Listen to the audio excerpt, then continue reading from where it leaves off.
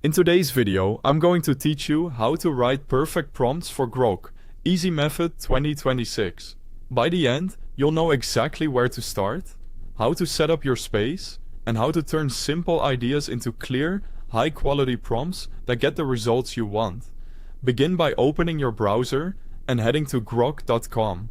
That's the home base where you'll interact with the AI. The page loads quickly and brings you straight into the workspace so you can start typing right away. If you have an account, it's a good idea to sign in.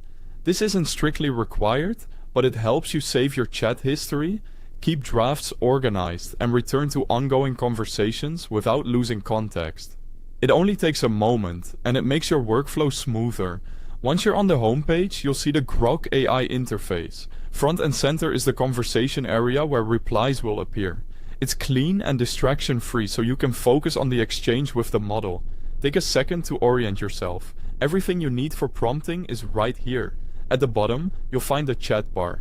This is where the magic happens. You type your request, add any important details, and press enter to submit.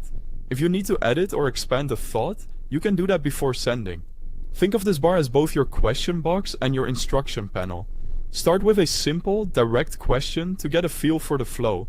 For example, ask for a quick explanation of a topic you're working on or a short list of ideas. Read the response, then follow up. You can ask Grok to clarify, expand, or provide examples. This back and forth is normal and powerful. Each reply helps you narrow in on exactly what you need. To write better prompts, be specific about your goal and the level of detail you want. Provide context, like who the audience is and how the output will be used.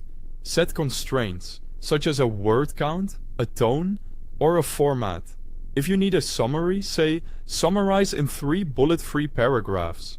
If you need depth, say, give a step-by-step breakdown with clear explanations. You can assign a role, act as a technical editor, or act as a data analyst to shape the perspective.